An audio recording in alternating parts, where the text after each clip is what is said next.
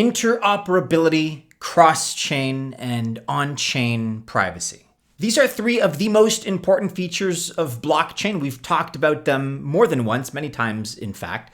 But as a matter of fact, these features are more than just something we like to emphasize. We believe that they are crucial for the future of blockchain itself. And at Altcoin Buzz, we are strong believers in this. And Wanchain is one of those special projects that works on all three of these important features. In fact, it already connects 22 networks and 45 tokens. If nothing else, that's certainly a good enough reason to have a look at the latest developments of this project. I've talked a lot about Wanchain on this channel before. Ticker, by the way, is WAN. It's actually personally one of my favorite projects, and they have a lot of terrific developments that are worth discussing right now. So let's refresh our memories and take another look at one of our favorites, Wanchain.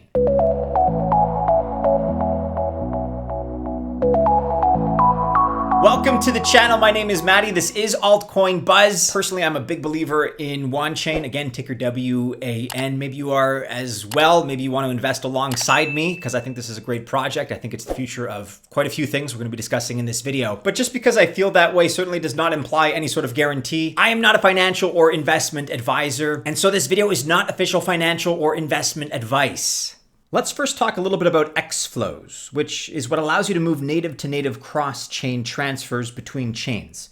There's no more need here for lock, mint, burn, unlock mechanisms. If the native coin exists on the destination chain, then you receive native coins. So for example, Tether, aka USDT, will mint native coins on the destination chain. And Circle, by the way, does the same thing for USDC. You can bridge thousands of dollars worth of stablecoins now for pennies. And Wanchain currently offers three coins: USDT, USDC, and ETH. Bitcoin, by the way, is in the pipeline. As you can see, and like anything, this is a continuous work in progress, and that's fine. The team keeps adding new chains, which is great. Last week, actually, the team added USDT XFlows to Optimism, which is a great update. And in February, they added Astar, which connects Polkadot with native USDT. USDT XFlows are currently available on 9 chains. They are the following: Arbitrum, Avalanche, BNB, Ethereum, Polygon, Tron, Wanchain, Astar, and Optimism. And you can find USDC XFlows on Avalanche, BNB, Ethereum, Polygon, Tron, and Wanchain. And then Ethereum XFlows are live on Ethereum, Arbitrum, Polygon, and Optimism. And we can also take a look at some of the comparisons when it comes to bridging times. So for this, we'll compare Wanchain to other bridges. Just have a look here. These are Wanchain bridging times that you see. So here we have 10,000 USDT from Avalanche to Arbitrum. That occurs in 2 minutes and 29 seconds at a cost of 6 cents. Or how about this? 6.01 Ether from Optimism to Arbitrum in 1 minute and 30 seconds for 14 cents. Plus, we can also look at bridging from the Ethereum mainnet to Arbitrum, Optimism, and Polygon. Okay, so let's start with ETH from Ethereum to Arbitrum. On the Arbitrum bridge, that cost is $5.33 with a time of 15 minutes and 39 seconds. On the Wanchain bridge, the cost is a little less, $4.98. It's also faster, 3 minutes and 6 seconds. And then the other way around, ETH from Arbitrum to Ethereum, well, the ARB bridge costs $7.52. That's estimated.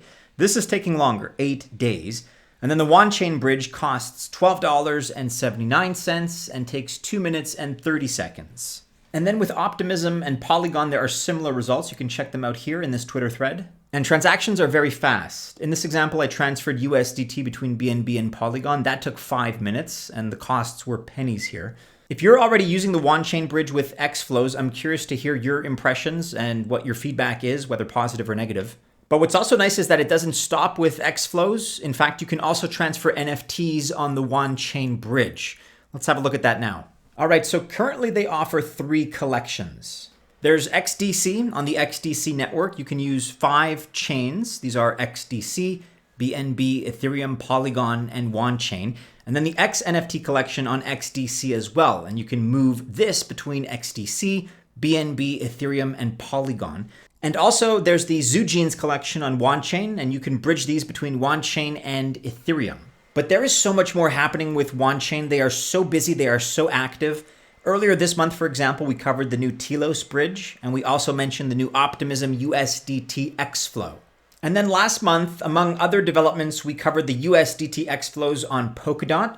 And we also showed you ETH XFlows addition to L2s. And then going back just a little bit further, XFlows were very much in the spotlight in November and December of 2022. There was also the news of the first decentralized bridge to Tron, so that was a pretty big deal. And then there were also a bunch of new partnerships that Wanchain forged. We're going to explore those in more detail right now. One of the big ones, for example, was with Astar, a parachain on Polkadot. They are the smart contract hub in the network, so that's awesome. And then, as we mentioned a moment ago with Telos, a layer 1 on Binance, they offer one of the fastest EVM solutions around. When it comes to their roadmap, Wanchain still has a very ambitious path in front of them. It keeps the team on track and shows us, their community, what the plans are specifically. So the roadmap is a great tool, really in general, to keep your community involved, but it's also an excellent way to build trust, which Wanchain is doing very well, thus strengthening the project's credibility. However, that being said, they're not really the best when it comes to sticking to roadmap timeframes. A few times, you can probably notice the teams haven't lived up to the timeline according to the roadmap. Research and development are difficult animals to tame. If you're a fan of Cardano, there's a similar feeling here. Great project, but they're ready when they're ready kind of thing. And so it's not great that they haven't been able to stick to these timeframes, but it's certainly better than pumping out an inferior product, which is something that Wanchain wouldn't do. So there's an itemized timeline rather than a roadmap with fixed dates on it. They've adjusted accordingly. But these topics in particular are the key items in Wanchain's roadmap. So for instance, interoperability, true to their roots, and that's great to see. Zero knowledge, an upgrade to the WAN bridge. I've covered ZK Tech quite a bit already. Go back and check out our previous videos if you're unfamiliar with that term. Cross-chain messaging is also a key focus, as are XFlows. The team is going to add more chains and more coins. Stake is another one where you can deploy nodes and stake assets. More staking options are in the pipeline, and this is always good. User experience is a big focus, and it's always something that they're on the lookout to improve where possible. And there's also the new WAN bridge, which is kind of like a facelift for really all the bridges, plus a new WAN scan, a redesign with an Etherscan layout, and much, much more. This is a busy team. They're very accomplished already, and they're working on quite a bit more. This is one to keep on your radar. Full disclosure, I'm a big fan of Wanchain. I think they have a glorious future ahead of them.